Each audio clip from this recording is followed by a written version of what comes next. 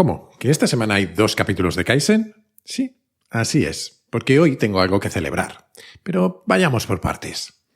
A estas alturas seguramente sepas que tengo cierta tendencia a hacerme preguntas extrañas. Por ejemplo, ¿qué es un tomate? Un tomate es la experiencia física de verlo, de tocarlo, de olerlo o de comerlo, su peso y su forma y la textura de su piel o el jugo que gotea de él. Pero, ¿cómo lo veríamos si nuestros ojos captaran otras longitudes de onda? ¿Qué sabor tendría si pudiéramos detectar otras moléculas? Si existe la antimateria, ¿existe el antitomate? ¿Cómo sería un tomate en algún universo paralelo? Un tomate es también todo lo que sabemos sobre ellos, los tipos que hay, dónde se cultivan o si son frutas o verduras, cuestión polémica donde las haya. Nuestro modelo mental del tomate incluye nuestra experiencia vital, quizás alguna anécdota que nos hace reír siempre a carcajadas. Y por supuesto, lo que pensamos de ellos, si nos gustan o no. Ese mismo modelo contiene inevitablemente aspectos culturales o sociales, el significado de las palabras, por ejemplo, porque en español, al hablar de un tomate, también podríamos estar refiriéndonos a un agujero en un calcetín y todo lo que hemos dicho hasta ahora dejaría de tener ningún sentido. Contiene también lo que la sociedad opina sobre los tomates o el conocimiento científico que hemos acumulado sobre ellos, afortunadamente mucho más de lo segundo que de lo primero. Y un tomate puede ser directamente otra cosa, como el libro que me he tirado el último año y medio escribiendo y que está disponible desde hoy. La realidad no existe. Y es que la portada es eso, un tomate, aunque también consideramos otros conceptos con los que podríamos haber seguido un razonamiento similar, como un patito de goma o un huevo frito. Todos ellos, tomate, pato y huevo, son relativamente asépticos, no suelen despertar en nosotros opiniones o emociones fuertes, pero ¿qué es España? ¿Qué es una infidelidad? ¿Qué es justo y qué no? En estos casos, nuestros modelos son más difusos y están inundados además de nuestros sesgos, emociones, experiencias, la opinión pública, la propaganda, la historia, la cultura o la educación.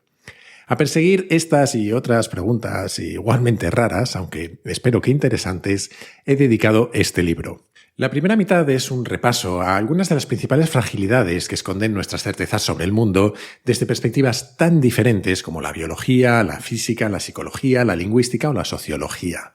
La segunda intenta dar respuesta al subtítulo, que es ¿cómo entender el mundo cuando entiendes que no entiendes nada? Y nos sumergimos en 6 formas de pensar con las que tratar de descifrar una realidad que es compleja, incierta e impermanente. Todo muy Kaizen, como ves. El tema, no lo vamos a negar, es tan inabarcable que, siendo sincero, no sé cuántas respuestas habré encontrado, pero sí me gustaría que fuera un punto de partida con numerosos hilos de los que puedes tirar si tu curiosidad te llama a hacerlo. Y para despertar esa curiosidad, hoy te voy a leer un poco del libro, en una versión un pelín adaptada al podcast. A ver qué sale del experimento.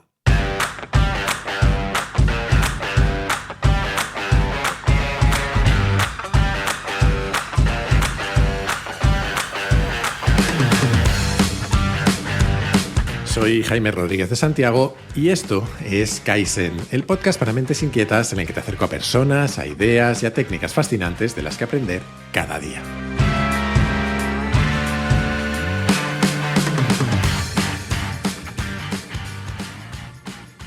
Introducción. Un minúsculo reino del tamaño de nuestro cráneo. No te tomes demasiado en serio, solo eres un mono con un plan. Naval Ravikant. Nadie sabe cómo piensa un mono, quiero decir, sabemos mucho sobre cómo se comporta, sobre su capacidad intelectual o incluso sobre su proceso de razonamiento, pero no sabemos nada sobre cómo experimenta su vida. Tampoco sabemos cómo lo hace un perro o cualquier otro animal. De hecho, ni siquiera entendemos bien cómo lo hacen otros humanos. Podemos imaginarlo, preguntárselo o incluso medir sus ondas cerebrales, pero no podemos percibir el mundo como ellos. Solo tenemos nuestra propia experiencia y la usamos para simular las de otros. Sobre su experiencia de la vida, decía David Foster Wallace, que todo reforzaba continuamente su convencimiento de que él era el centro absoluto del universo. Y seguramente nos pase a todos. Somos nuestro propio punto de referencia. Todo lo que sucede a nuestro alrededor, delante o detrás de nosotros, en nuestros televisores o en la pantalla de nuestro móvil. Una pandemia, el descubrimiento de un nuevo planeta o algo tan corriente como el amanecer de un nuevo día no suceden para nosotros hasta que somos conscientes de que lo han hecho. Y aunque, a excepción de algunos futbolistas, estrellas de rock y políticos, la mayoría solemos tener claro que no somos el centro absoluto del universo, vivimos como si el resto de nuestra experiencia sí fuera verdad.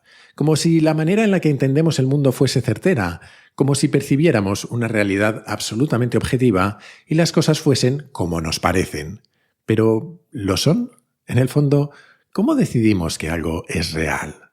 En el plano más físico tenemos nuestros sentidos. Existe lo que podemos ver, oír, tocar o degustar. Sentimos si hace calor o frío y cómo transcurre el tiempo. Igualmente estamos seguros de nuestras opiniones y nuestras perspectivas sobre aquello de lo que somos testigos. Recordamos con total exactitud cómo fueron algunos de los momentos más importantes de nuestras vidas. También contrastamos nuestras opiniones con otros y, si muchos opinan igual, desaparecen las pocas dudas que nos pudieran quedar. Y si todo lo anterior fallara, siempre tendremos el conocimiento que hemos construido durante milenios. Todo aquello que hemos aprendido generación tras generación sobre qué significa vivir y cómo funciona el mundo. El primer objetivo de este libro es demostrarte que todo esto es mentira, que probablemente existe una realidad, hasta el título del libro es mentira, pero que no es exactamente ni la que individualmente percibimos ni la que colectivamente nos explicamos, que nuestras certezas nos engañan. En definitiva, que entender el mundo empieza por comprender nuestras propias limitaciones para entenderlo. No pretendo hacerte dudar de todo lo que percibes, ni cuestionar las capacidades que nos han permitido a los humanos prosperar a niveles increíbles. Nuestra historia es la mejor prueba de lo bien adaptados que estamos a la realidad. El mensaje es mucho más modesto. Nuestras certezas tienen pies de barro y vivimos en entornos cada vez más complejos. Necesitamos construir una visión más abierta, pero más crítica a la vez. Porque una vez asumido esto, podemos armarnos con herramientas para abordar esa realidad tan escurridiza. Ese será nuestro segundo objetivo, presentarte formas de pensar para interpretar mejor lo que nos rodea, construir una visión más completa del mundo y tomar mejores decisiones. Una idea clave en este libro son los modelos. Si bien el concepto saldrá en diferentes ocasiones, con matices distintos en función del contexto, podemos definir, de momento, un modelo como una representación simplificada de algo. El mapa de un país es un modelo de su territorio, una partitura es el modelo de una melodía y las cuentas de una empresa son un modelo de su negocio. Por muy precisos que sean, ni el mapa, ni la partitura, ni las cuentas podrán nunca contener toda la realidad. Nos mostrarán aspectos clave de ella, como las carreteras del país, las notas de la melodía o los ingresos del negocio, pero fuera de ellos quedarán casi infinitos detalles. Los baches de cada carretera, cómo de diferente suena la melodía según el instrumento que la toque, o el talento de cada empleado de la empresa. Somos dueños y señores de minúsculos reinos del tamaño de nuestros cráneos, decía también Foster Wallace. En ese reino habitan nuestros propios modelos mentales, aquellos con los que nos explicamos cómo es la realidad que hay más allá de las fronteras de ese reino. Mi propósito con este libro ha sido entender mejor cómo construimos esos modelos y cómo mejorarlos. No sé si los oyentes de Kaizen lo sabéis, porque yo no me di cuenta hasta que empecé a escribir este libro, pero aunque el podcast tenga un tema nuevo cada semana, en el fondo siempre os hablo de lo mismo, de cómo intentar entender la vida. Especialmente sabiendo que uno no puede fiarse demasiado de sí mismo. Si algo he aprendido en estos 4 años es que no hay animal más mitológico que un ser humano objetivo. En las páginas del libro encontrarás referencias científicas, pero no pretende ser un libro de divulgación científica. Primero, porque no creo estar cualificado, no soy científico, y segundo, porque la idea es atacar el problema desde tantos ángulos como nos sea posible, sin centrarnos en una sola disciplina. Es un tema tan inabarcable que tratar de ser exhaustivo sería como intentar vaciar el océano con un dedal. Siguiendo la misma filosofía que en el podcast, lo que vas a encontrar no es más que la mirada de un curioso intentando comprender un poco mejor su vida. Una mirada que parte de la idea de que, sea lo que sea la realidad, no está dividida como los departamentos de una universidad. La separación entre biología, física, antropología, geología, lingüística o psicología nos es útil a los humanos para entendernos entre nosotros, pero es poco más que un capricho. Aún así, uno no deja de ser ingeniero y mi cuadriculada cabeza me obliga a que sigamos algún tipo de orden. Por lo tanto, en un alarde de coherencia, el libro está dividido en 2 mitades que se corresponden con los 2 objetivos de los que te hablaba. La primera parte está dedicada a intentar demostrar que eso que llamamos realidad no es exactamente como pensamos. Para ello iremos por niveles. Empezaremos por los aspectos más físicos, concretos e individuales. En los capítulos 1 y 2 hablaremos de algunas de las limitaciones y las trampas que encierran nuestros sentidos, de la materia que nos rodea y de la naturaleza del tiempo. Dedicaremos los 4 capítulos siguientes a nuestras dificultades para procesar todo lo que vivimos, a nuestra búsqueda continua de patrones, capítulo 3, a cómo nos nublan nuestros atajos mentales y nuestras emociones, capítulo 4, a cómo nos aferramos a lo que creemos, capítulo 5, y a lo minúsculas que son las experiencias que usamos para construir nuestra visión del mundo, capítulo 6. A partir de ahí nos adentraremos en la realidad que compartimos con los demás, en el efecto de la cultura sobre nuestra manera de ver el mundo, capítulo 7, en cómo nuestra interacción con otros distorsiona lo que creemos entender, capítulo 8, y en los límites de los modelos que hemos construido a lo largo de la historia de la humanidad, capítulo 9. La segunda parte trata de dar algunas respuestas útiles a todo lo anterior. Se corresponde con eso que dice el subtítulo del libro sobre cómo entender el mundo cuando entiendes que no entiendes nada. Pero en lugar de buscar distintas respuestas a cada uno de los niveles anteriores, lo cual no tendría demasiado sentido porque unos se entremezclan con los otros en nuestra experiencia de la vida, está estructurada alrededor de distintas formas de pensar. Trataremos primero de entender cuáles son las consecuencias prácticas de todas esas dificultades que presentamos en la primera mitad, capítulo 10. Y a partir de ahí veremos cómo lidiar con un mundo que es complejo, incierto e impermanente. Lo haremos hablando de cómo tener una mirada abierta pero crítica sobre lo que creemos y lo que nos cuentan, sobre los razonamientos y los números en los que nos apoyamos, capítulos 11 y 12. Exploraremos cómo buscar los matices en un mundo en el que tendemos a ver todo como blanco o negro, capítulo 13. Abordaremos el azar y la suerte para armarnos con herramientas con las que lidiar mejor con la incertidumbre, capítulo 14. Nos enfrentaremos a la complejidad con modelos específicos para comprenderla y actuar sobre ella, capítulo 15, y finalmente presentaremos algunas formas de prepararnos para ser más efectivos haciendo todo lo anterior, capítulo 16. Como te decía antes, y creo que es evidente, el tema tiene unas proporciones tan descomunales que pretender dar respuesta a todo sería completamente ridículo. De hecho, esto no es un libro, sino una colección de madrigueras de conejo por las que dejarse caer. Cada capítulo es independiente de los demás y simboliza el principio de un hilo del que puedes tirar. Es más, te sugeriría que lo trates como una guía turística, que te dé ideas de lugares que visitar, temas que descubrir y en los que después puedes profundizar por tu cuenta, por ejemplo, a través de la bibliografía. Por eso, aunque tal vez suene extraño o tópico, creo que el libro será un éxito si te deja con más preguntas que respuestas.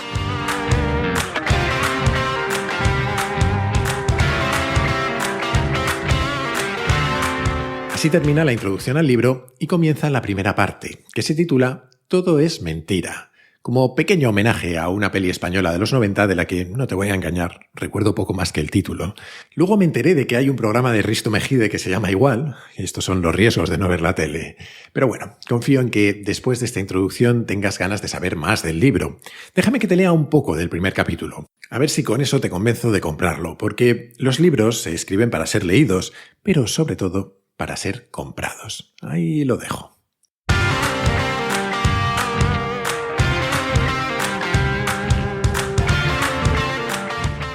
Capítulo 1. El engañoso imperio de los sentidos. Los sentidos no engañan, engaña el juicio. Goethe. En octubre de 2008, un rumor sacudió la tranquilidad de Owasso, un pequeño pueblo de Oklahoma. Una tienda local vendía una muñeca que entre balbuceos sin sentido y palabras como mamá, decía «El Islam es la luz». Los medios locales no tardaron en hacerse eco del peligro que suponía aquel juguete, la Little Mommy Real Loving Baby Cuddle and Coo, cuyo nombre no voy siquiera a intentar traducir para evitarnos todos una sobredosis de cursilería. La noticia no tardó en llegar a otros estados y empezaron a aparecer casos en los que se aseguraba que la muñeca también decía que Satán es el rey. ¿Qué clase de monstruo intentaba adoctrinar a sus hijos a través de juguetes? Apenas unos meses antes, otro muñeco de juguete había escandalizado a los padres californianos que denunciaron cómo al apretarle la mano se le oía decir tengo una pistola, corre, corre». El muñeco en cuestión era un Tinky Winky, sí, el de los Teletubbies.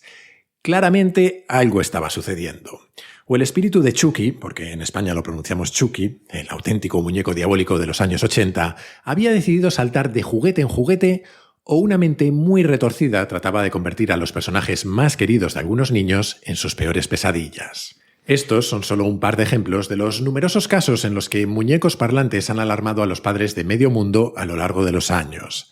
La empresa fabricante de la muñeca supuestamente islamista y satánica, Mattel Fisher-Price, explicó que las grabaciones que reproducía eran todas balbuceos ininteligibles de bebés y que solo contenían una palabra, mamá. Mientras que el fabricante del peligroso Teletubby asesino, Itsy Bitsy Entertainment Company, aclaró que lo que decía su muñeco era otra vez, reproduciendo un fragmento sacado directamente del show de televisión.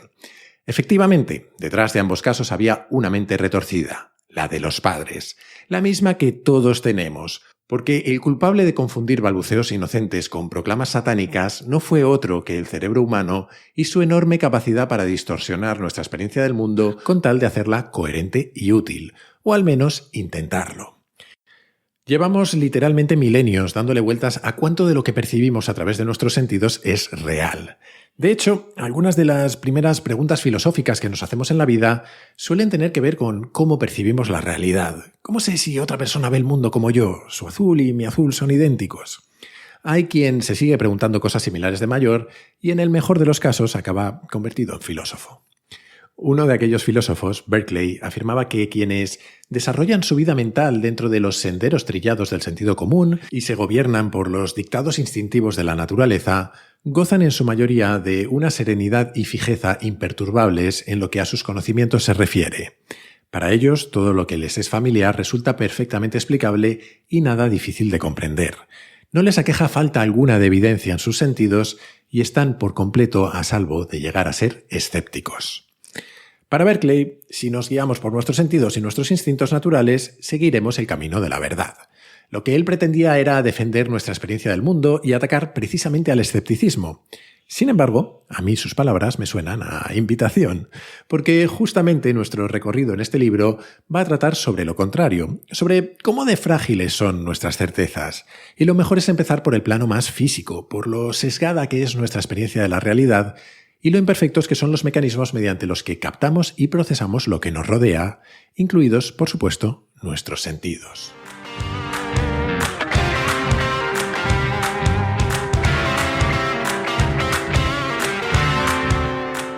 El mundo que escapa a nuestros sentidos. Una de las canciones de mi adolescencia dice que los humanos somos microbios venidos a más. Muy a más, añadiría yo. Tras miles de millones de años de evolución y una cantidad inimaginable de mutaciones, pasamos de ser minúsculos organismos unicelulares con, por ejemplo, cierta sensibilidad a la luz, a desarrollar sistemas enormemente sofisticados para captar y procesar estímulos, eso que llamamos nuestros sentidos. De forma muy simplificada, podemos imaginar nuestros sentidos como un conjunto de sensores, células sensoriales, que nos permiten captar estímulos y transformarlos en señales eléctricas que recorren nuestro sistema nervioso y provocan una reacción. Aunque el mecanismo es conceptualmente similar, tenemos tipos muy diferentes de sensores que intervienen en nuestros distintos sentidos. Por ejemplo, nuestros ojos captan luz a través de fotorreceptores, generan señales eléctricas que transmiten por el nervio óptico hasta nuestro cerebro, que reprocesa esa información para hacerla coherente y útil. De la misma manera, tenemos mecanorreceptores, capaces de captar cambios de presión en nuestra piel o en nuestros oídos que usamos para el tacto, el oído o el equilibrio. Y tenemos quimiorreceptores, que captan moléculas químicas y nos permiten oler o degustar. En esta búsqueda de la realidad que comenzamos ahora, podríamos decir que nuestros sentidos son las puertas por las que el resto del mundo entra en nuestra mente. Es difícil imaginar nada más real que aquello que podemos ver, tocar, oír, oler o degustar. Eso sin hablar de todos los sentidos secundarios, como nuestra capacidad para sentir la temperatura, el dolor o la aceleración, por ejemplo. Sin embargo, a pesar de los miles de millones de años de evolución y de la absoluta enormidad que captamos con ellos, nuestros sentidos están muy lejos de ser perfectos. Para empezar, están profundamente limitados. No somos capaces de detectar mucha de la realidad que sucede a nuestro alrededor. Pasa completamente desapercibida para nosotros. Pensemos en el sonido por un momento. Mientras escribo estas líneas, oigo un pájaro en la ventana, a mi pareja preparándose el desayuno, una moto que pasa ruidosa por la calle, mis dedos tecleando cada letra. Cada uno de esos sonidos es el resultado de energía que se propaga haciendo vibrar el aire a su paso hasta llegar a mis oídos. Se propaga en forma de ondas, como las que generaría una piedra que cae al agua en su superficie. Si se trata de un sonido grave, la vibración del aire es lenta, ondas de baja frecuencia. Las ondas de nuestro estanque están muy separadas entre sí. Por el contrario, cuanto más agudo es el sonido, más rápida es la vibración, ondas de alta frecuencia, más juntas están las ondas del estanque. De todas las frecuencias posibles, el sonido humanamente audible es solo el de las ondas con frecuencias entre 20 y 20.000 hercios aproximadamente, pero fuera de ese rango hay todo un mundo de sonidos, como sabe cualquiera que conozca los silbatos para perros.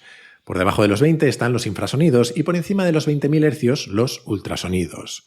Nuestro oído es como la ventana de una casa.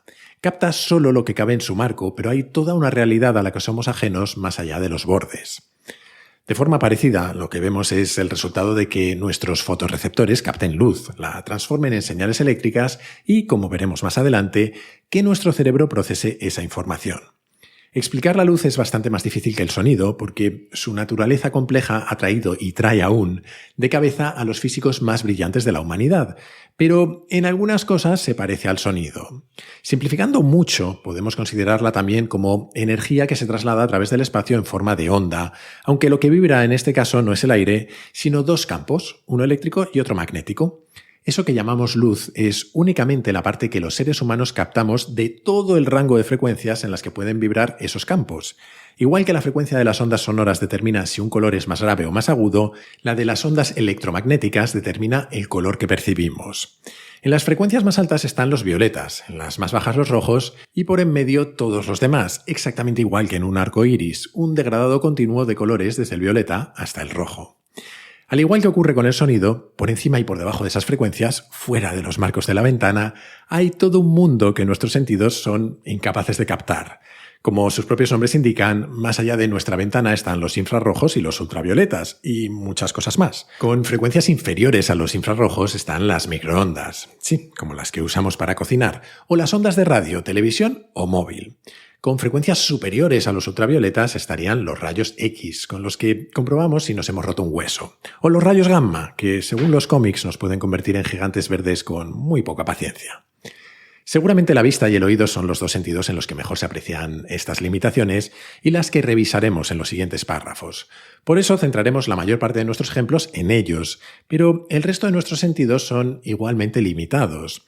Hay moléculas que no somos capaces de oler o de degustar. El ejemplo más obvio, aunque un poco escatológico, sería el de quienes podemos detectar el olor a espárrago en la orina. Un aroma que es inconfundible solo para quienes tenemos determinados genes. Para otras personas pasa completamente desapercibido, igual que pasan desapercibidos para todos nosotros olores que otros animales sí pueden percibir. O como nos sucede con el tacto, nuestra capacidad para detectar rugosidades en una superficie, por ejemplo, depende del tamaño que éstas tengan. Hay objetos que nos parecen perfectamente lisos que bajo un microscopio tienen un aspecto bastante diferente. En definitiva, todos nuestros sentidos tienen límites, ventanas más o menos amplias con las que captamos únicamente una parte de la realidad.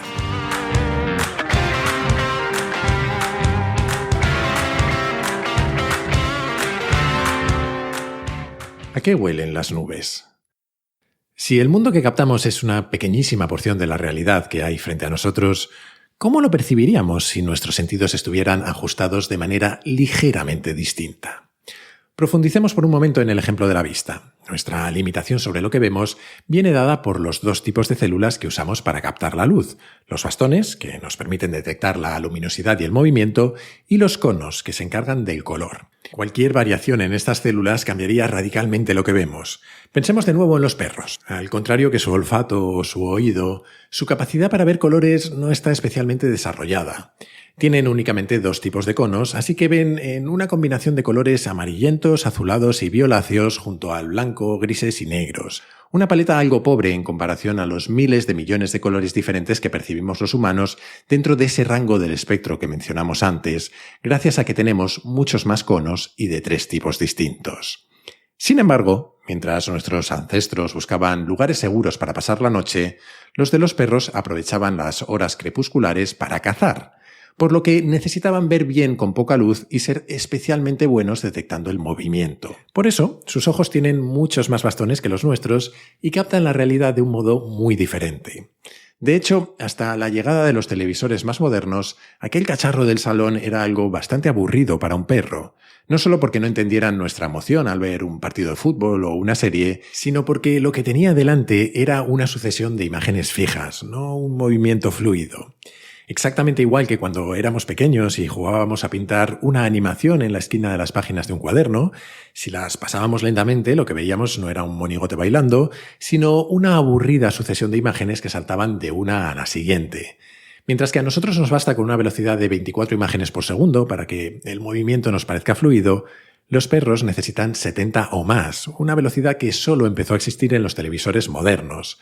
Por eso, a tu perro le interesa mucho más House of Cards de lo que lo hacía Twin Peaks. Volviendo a la pregunta inicial, ¿cómo percibiríamos el mundo si nuestros sentidos estuvieran ajustados de manera diferente? ¿Qué pasaría si nuestra vista fuera como la del camarón mantis púrpura? Su nombre ya nos da pistas de que es un bicho alucinante, una especie de mezcla entre gamba y mantis religiosa, que bien podría haber salido de la imaginación desbordada de algún niño que ha visto demasiados dibujos japoneses. Además de ser un cazador implacable, capaz de golpear con sus patas delanteras a la velocidad de una bala, literalmente, esto no es una metáfora, sus ojos son un misterio para los científicos. No tienen 3 tipos de conos, como los humanos, ni 4, como algunas aves, ni tan siquiera 5, como las mariposas. Tienen 12. Son capaces de captar un rango de espectro electromagnético inimaginable para nosotros. Si nuestros ojos fueran como los del camarón mantis, tal vez veríamos los colores de la radio o de los rayos X. Veríamos otros colores que ahora nos son invisibles. Y aquí es donde nuestra limitada experiencia del mundo es un obstáculo para nuestra imaginación, al menos para la mía. Aun a riesgo de recordarte a cierto anuncio de compresas. ¿Cómo suena lo que no podemos oír? ¿Cómo se ve un color que no conocemos? ¿A qué saben o huelen las moléculas que no podemos detectar? ¿Cómo sería el tacto de lo microscópico? ¿Alguien es capaz de imaginar cómo sentiríamos aquello que no sentimos? Digo imaginarlo porque, en el fondo, algo de eso es lo que hacemos con aquello que sí sentimos. Un color es la sensación que se genera en nuestro cerebro a partir de la señal eléctrica provocada cuando las células fotorreceptoras de nuestra retina detectan la energía de la luz en una determinada longitud de onda.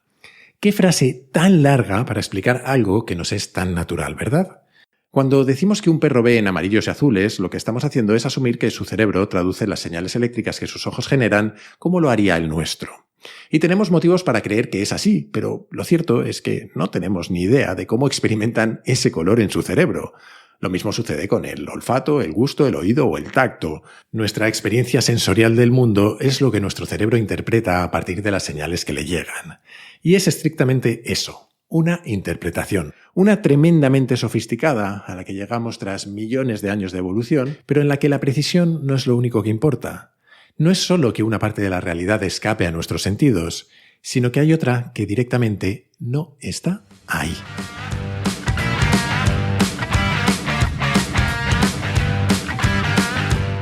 Y así llegamos a discutir la parte de la realidad que creamos nosotros. Espero que te haya picado la curiosidad lo suficiente y si te animas a leerlo, que te guste. Si lo haces, te pediría, eso sí, que por favor dejes una reseña en Amazon. Me ayudará mucho.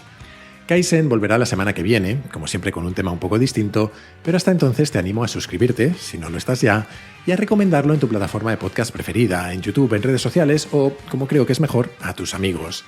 Así también me ayudas a que Kaizen siga creciendo. Además, si te gusta el podcast, puedes unirte a la comunidad Kaizen, una forma de apoyarlo económicamente, que yo lo agradezco mucho, y también de acceder a un foro en el que encontrarás a otros curiosos compulsivos, recomendaciones de cientos de libros y películas, tendrás acceso a contenidos exclusivos, a un feed sin publicidad, a sesiones de mentoría conmigo y a los encuentros digitales que hemos empezado a organizar esta temporada. Para hacerlo, solo tienes que entrar en mi web, jaimerodriguezdesantiago.com, y hacer clic en el banner rojo. Y desde esa misma web o desde mi Twitter, @jaime_rds, puedes hacerme llegar tus comentarios, tus sugerencias, lo que tú quieras. Siempre contesto, aunque a veces tarde un poco. Y recuerda que ahora también puedes participar en el podcast enviando tus notas de audio por WhatsApp al siguiente número, 683-172-622, con el prefijo 34 si lo mandas desde fuera de España. Y esto es todo por hoy. Como siempre, muchísimas gracias por estar ahí y hasta la próxima.